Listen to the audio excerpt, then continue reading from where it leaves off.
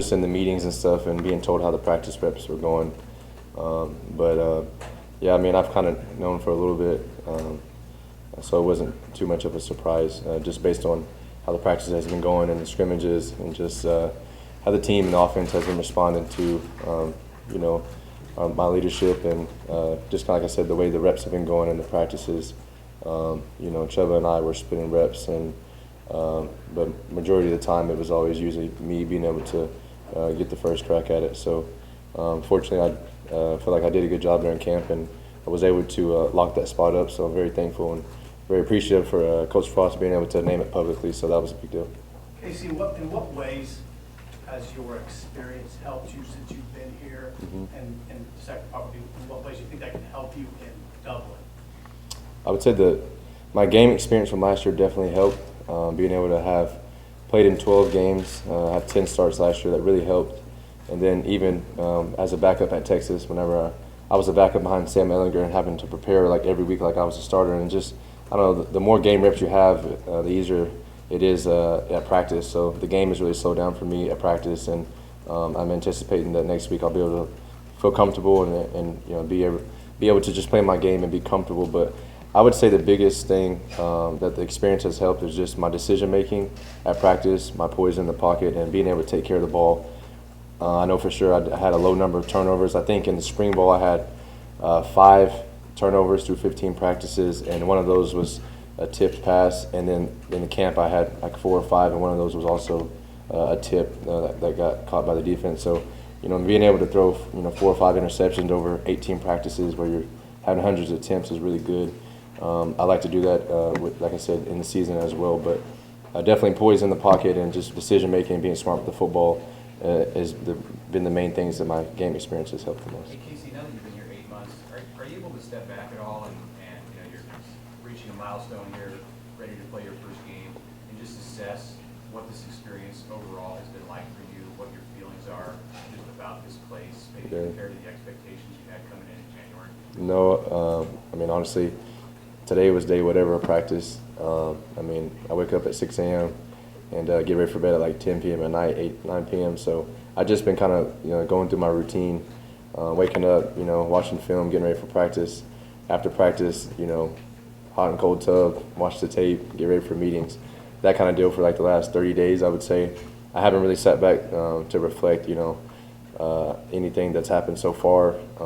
Even being named the starter, I feel like that, I enjoyed it probably for a night because it happened on the off day that we had, so I was able to enjoy it for a night. But no, I haven't really reflected or sat back or anything. Hopefully, at the end of the season, whenever we're competing for a championship, I'll be able to sit back and reflect on that. Casey, you haven't played a game here, but assess the skill talent that you feel like is around you, particularly in comparison to where you were, where there was a lot of elites. Yeah, the biggest thing is Nebraska football, we have a lot more bodies out there.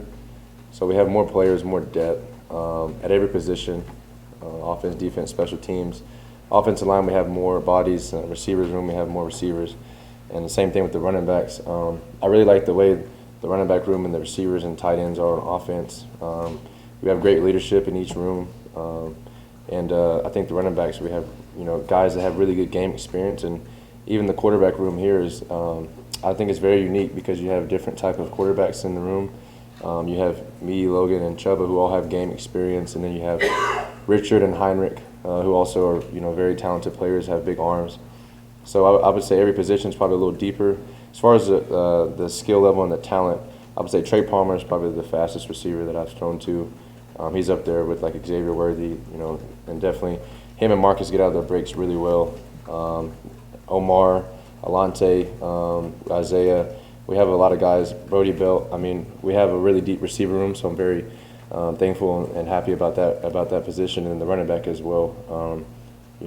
Good thing we have good coaches because Coach Applewhite is going to have to pick, the rotation of how that's going to go. So I trust the coaches. We're going to rotate 6 or 7 receivers on offense, and we're going to rotate multiple running backs as well. So I'll be happy with whoever's in, and there's certain plays that we have that each guy has different strengths and weaknesses, and so we'll try to play to their strengths. But having Trey Palmer for sure to take the top off the defense helps, and then of course having Marcus and Oliver to be on the outside and Alante to run routes I think is really special. You were asked about Marcus not that long ago, but can you speak further to what he got done in a couple months already? Yeah. I mean, he didn't have a spring or anything. Yeah, it's really impressive. Marcus, all of our receivers, but Marcus and Trey Palmer especially, they have really good football IQ. Marcus is a great route runner. He has very natural hands. He's very long. He's like 6'3", he has long arms. Marcus is he does a good job of understanding leverage and just the art of route running.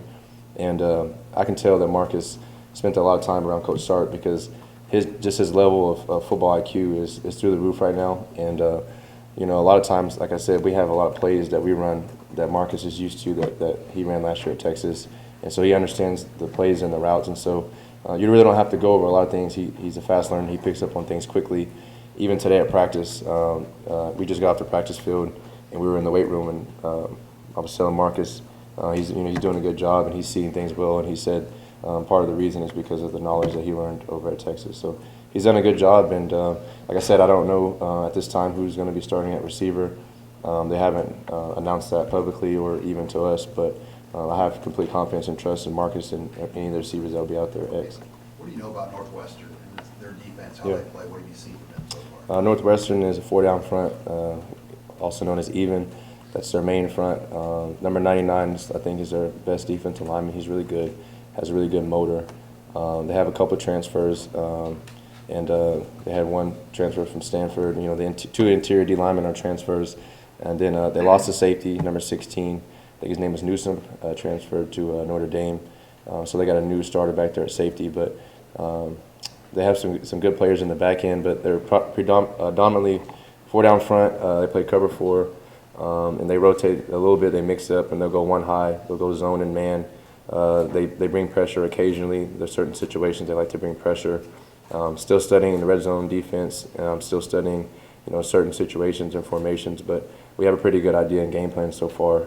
We used kind of this last week of training camp to prepare and put a good game plan together. So today's Sunday, and I feel very confident that we have a great game plan already going in to Ireland before we get on the flight. But I would say 99, their defensive lineman definitely stands out on film.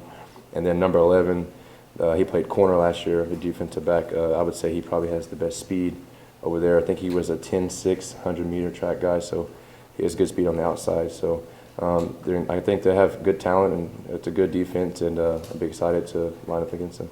One or two more for Casey. How do you help guys walk the line between caring about this game and caring too much and getting uptight? Yeah. I think the confidence comes from our training.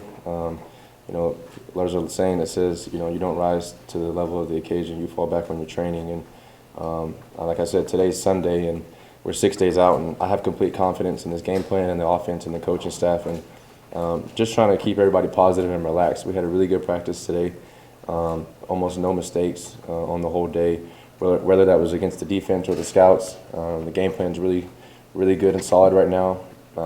We had a practice yesterday where we went over like 90 to 100 plays, and we didn't have many repeats or mistakes. So I think that the guys have a lot of confidence right now, but me as the quarterback, I just try to keep them positive and encourage them.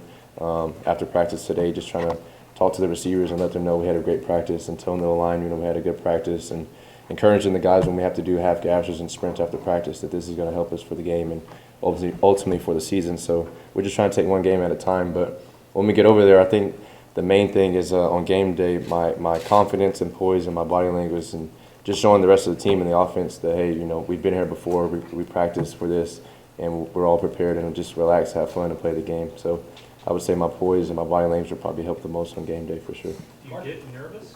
No, I haven't gotten nervous. Actually, the most relaxed I ever was for a game was against in Dallas, Texas last year, October 9th, against OU. That was probably the most relaxed I was for a game, and it was a different experience. We talk about it a lot, but you basically go into like a meditation state. I don't know how to explain it, but I get really relaxed before games in the warm-ups. Yesterday, we had a staff member named Aura. He runs the head of the media and graphics, and he was like, "Are you ready for the game? Are you excited?" And I was like, "I'm getting goosebumps just thinking about it and talking about it." So, no, I really don't get nervous. I would say last year they named me the starter at Texas against Rice, week 3, and I remember getting on the bus from the hotel to the stadium, and that was the only time I got nervous the whole season because that was my first start. I didn't know what to expect, but ever since then, I haven't really got nervous. So I would say even going against our defense some days, might be a little bit more nerve-wracking than getting ready for the game. But on Saturdays, I'll have complete confidence. And like I said, we're ready as a team and ready as an offense for sure. Marcus said this to us as reporters, so I assume he said this to you. He feels like he and you both have a chip on your shoulder. Yeah. Something to prove. What is he talking about? What do you think of that? Yeah, Marcus pointed out to me when he got here that he just noticed that I'm very locked in and focused. But I think the chip on my shoulder that he's talking about, and also on his shoulder, is it just comes from being doubted and things not going in your favor in life. When your back is against the wall or things don't go in your favor, you have to just continue to fight back and stay resilient. And like I said, things, whether that was from injury or wins and losses, but here in Nebraska last year there wasn't a winning season, and I also didn't have a winning season at the place I was at before. So just the chip on the shoulder to prove myself right and about my game and knowing the ability that I can play at. But I think what Marcus is talking about is at practice and anything from walkthroughs, routes on air, 1-on-1, 7-on-7, team versus scouts, team versus the defense, scrimmages, it doesn't matter. I'm always trying to be perfect. I want to have perfect throws. I want to make perfect reads. Throughout the last 18 or 19 practices, I've had a couple practices where I was maybe 1 or 2 throws off from being perfect on the whole day. That's from start to finish in the practice. So I'm just continuing to strive for perfection. I don't know if I'll ever get there in a practice or a game, but like I said, the chip on my shoulder is bigger now than it ever was, and I'm just trying to be a winning quarterback and play at a high level for this team. Do your skill players understand the standards that you have? Are they starting to understand how to get used to you? Yeah, some days when we start practice and we go 1-on-1s, routes on there, 7-on-7 during training camp, I challenge the guys. I'd be like, let's go 10 for 10, or I think a lot of days we go 7 or 8 out of 10. And we had one day during training camp where we went 10 for 10 the first 10 passes, and I told the receivers, we just went 10 for 10 that period, and they're like, oh, really? I didn't even know that. And I was like, yeah, I've been trying to get that for weeks, So they understand the level that we want to. And then after practice, we do this thing called one more that the coaches kind of encourage us to do. And the quarterbacks and the receivers and every position group on the team, we basically do one more rep or one more drill or something, and the quarterbacks throw to the receivers, and we'll pick a different route. But today we did like a over route in the red zone, and we have to complete 14 or 15 passes in a row, and that's all the receivers, all the quarterbacks. Some days we pick a slant, some days we pick a post route. So just trying to be perfect at practice, so that way on game day, it becomes second nature. Thank you, guys.